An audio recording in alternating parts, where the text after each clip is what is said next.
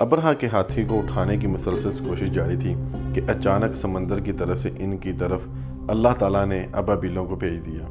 وہ ٹڈیوں کے جھنڈ کی طرح آئیں۔ دوسری طرف عبد المطلب مکہ میں داخل ہوئے اور حرم میں پہنچے اور کعبہ کے دروازے کی زنجیر پکڑ کر ابرہہ اور اس کے لشکر کے خلاف فتح کی دعا مانگی۔ ان کے دعا کے یہ الفاظ تھے: اے اللہ، یہ بندہ اپنے قافلے اور اپنی جماعت کی حفاظت کر رہا ہے، تو اپنے گھر یعنی بیت اللہ کی حفاظت فرما۔ ابرہہ کا لشکر فتح نہ حاصل کر سکے۔ ان کی طاقت تیری طاقت کے آگے کچھ بھی نہیں۔ آج صلیب کامیاب نہ ہو۔ صلیب کا لفظ اس لیے بولا کہ ابرہہ عیسائی تھا اور صلیب کو عیسائی اپنے نشان کے طور پر ساتھ لے کر چلتے ہیں۔ اب انہوں نے اپنی قوم کو ساتھ لیا اور ہیرا پہاڑ پر چڑھ گئے، کیونکہ ان کا خیال تھا وہ ابرہہ کا مقابلہ نہیں کر سکیں گے۔ اور پھر اللہ تعالیٰ نے پرندوں کے جھنڈ بھیج دیے۔ پرندے چڑیا سے کچھ قدرے بڑے تھے۔ ان میں سے ہر پرندے کی چونچ میں 3 پتھر تھے۔ یہ پتھر پرندوں نے ابرہہ کے لشکر پر گرانا شروع کیے۔ جو ہی یہ پتھر ان پر گرے، ان کے ٹکڑے ٹکڑے ہو گئے، بالکل اسی طرح جیسے آج کسی جگہ اوپر سے بم گرایا جائے تو ان کے جسموں کے ٹکڑے اڑ جاتے ہیں۔ ابرہہ کا ہاتھی محمود البتہ ان کنکریوں سے محفوظ رہا، باقی سب ہاتھی تہس نہس ہو گئے۔ یہ ہاتھی 13 عدد تھے، سب کے سب کھائے ہوئے نحوست کے مانند ہو گئے، جیسا کہ سورۃ فیل میں آتا ہے۔ ابرہہ اور اس کے کچھ ساتھی تباہی کا یہ منظر دیکھ کر بری طرح بھاگے، لیکن پرندوں نے ان کو بھی نہ چھوڑا۔ ابرہہ کے بارے میں طبقات میں لکھا ہے کہ اس کے جسم کا ایک ایک عضو الگ ہو کر گرتا چلا گیا، یعنی وہ بھاگ رہا تھا اور اس کے جسم کا ایک ایک حصہ الگ ہو کر گر رہا تھا۔ دوسری طرف عبد المطلب اس انتظار میں تھے کہ کب حملہ ہوتا ہے، لیکن حملہ آور جب مکہ میں داخل نہ ہوئے تو وہ حالات معلوم کرنے کے لیے نیچے اترے۔ مکہ سے باہر نکلے تب انہوں نے دیکھا سارا لشکر تباہ ہو چکا ہے۔ خوب مال غنیمت ان کے ہاتھ لگا، بے شمار سامان ہاتھ آیا، مال میں سونا چاندی بے تحاشا تھا۔ لشکر میں سے کچھ لوگ ایسے بھی تھے جو واپس نہیں بھاگے، یہ مکہ میں رہ گئے۔ ان میں ابرہہ کے ہاتھی کا ہاتھیوان بھی تھا، جو محمود کو آگے لانے میں ناکام رہا۔ نبی کریم صلی اللہ علیہ وسلم اس واقعہ کے چند دن بعد پیدا ہوئے۔ جس مکان میں آپ پیدا ہوئے وہ صفا پہاڑی کے بالکل قریب تھا۔ حضرت کعب احبار رضی اللہ تعالیٰ عنہ روایت کرتے ہیں کہ میں نے تورات میں پڑھا تھا کہ رسول اللہ صلی اللہ علیہ وآلہ وسلم کی پیدائش مکہ مکرمہ میں ہوگی۔ یہ کعب پہلے یہودی تھے، اس لیے تورات پڑھا کرتے تھے۔ دنیا میں آتے ہی نبی کریم صلی اللہ علیہ وسلم روئے۔ حضرت عبد الرحمن بن عوف رضی اللہ تعالیٰ عنہ کی والدہ کہتی ہیں، جب حضرت آمنہ کے ہاں ولادت ہوئی تو میں وہاں موجود تھی۔ آپ صلی اللہ علیہ وسلم میرے ہاتھوں میں آئے۔ یہ غالباً دایاں تھی، ان کا نام شفا تھا۔ فرماتی ہیں جب آپ میرے ہاتھوں میں آئے تو روئے۔ آپ کے دادا عبد المطلب کو آپ کی ولادت کی اطلاع دی گئی۔ وہ اس وقت خانہ کعبہ کا طواف کر رہے تھے۔ اطلاع ملتے ہی گھر آئے، بچے کو گود میں اٹھا لیا۔ اس وقت آپ کی والدہ نے ان سے کہا، یہ بچہ عجیب ہے، سجدے کی حالت میں پیدا ہوا ہے، یعنی پیدا ہوتے ہی اس نے پہلے سجدہ کیا، پھر سجدے سے سر اٹھا کر انگلی آسمان کی طرف اٹھائی۔ عبد المطلب نے آپ کو دیکھا، اس کے بعد آپ کو کعبہ میں لے آئے، آپ کو گود میں لیے رہے اور طواف کرتے رہے، پھر واپس لا کر حضرت آمنہ کو دے دیا۔ آپ کو عرب کے دستور کے مطابق ایک برتن سے ڈھانپ دیا گیا، لیکن وہ برتن ٹوٹ کر آپ کے اوپر سے ہٹ گیا۔ اس وقت آپ اپنا انگوٹھا چوستے نظر آئے۔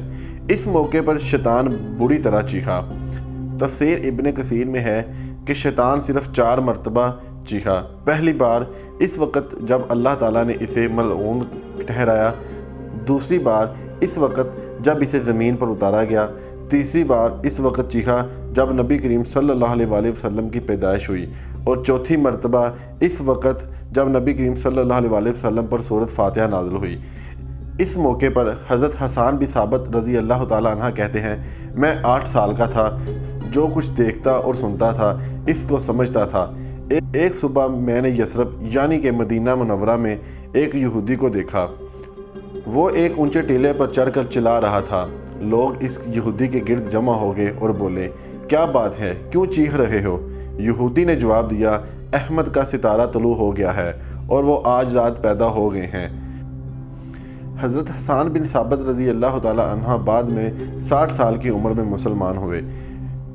120 سال کی عمر میں انہوں نے وفات پائی، گویا ایمان کی حالت میں 60 سال زندہ رہے۔ بہت اچھے شاعر تھے، نبی کریم صلی اللہ علیہ وسلم کی اپنے اشعار میں تعریف کیا کرتے تھے اور دشمنوں کی برائی اشعار میں بیان کیا کرتے تھے۔ غزوات کے موقع پر اشعار کے ذریعے مسلمانوں کو جوش دلاتے اور اس بنیاد پر انہیں شاعر رسول کا خطاب ملا۔ حضرت کعب احبار رضی اللہ تعالیٰ عنہ فرماتے ہیں کہ میں نے تورات میں پڑھا کہ اللہ تعالیٰ نے حضرت موسیٰ علیہ السلام کو نبی کریم صلی اللہ علیہ وسلم کے وقت کی خبر دے دی تھی اور حضرت موسیٰ علیہ السلام نے اپنی قوم بنی اسرائیل کو اس کی اطلاع دے دی تھی۔ اس سلسلے میں انہوں نے فرمایا، تمہارے نزدیک جو مشہور چمکدار ستارہ ہے، جب وہ حرکت میں آئے گا تو وہی وقت رسول اللہ صلی اللہ علیہ وسلم کی پیدائش کا ہوگا۔ یہ خبر بنی اسرائیل کے علماء ایک دوسرے کو دیتے دیتے چلے آئے اور اس طرح بنی اسرائیل کو نبی کریم صلی اللہ علیہ وسلم کی ولادت کا وقت یعنی اس کی علامات معلوم تھیں۔ حضرت عائشہ رضی اللہ تعالیٰ عنہ سے روایت ہے کہ ایک یہودی عالم مکہ میں رہتا تھا۔ جب وہ رات آئی جس میں نبی کریم صلی اللہ علیہ وسلم پیدا ہوئے تو وہ قریش کی ایک مجلس میں بیٹھا ہوا تھا۔ اس نے کہا، کیا تمہارے ہاں آج کوئی بچہ پیدا ہوا ہے؟ لوگوں نے کہا، ہمیں تو معلوم نہیں۔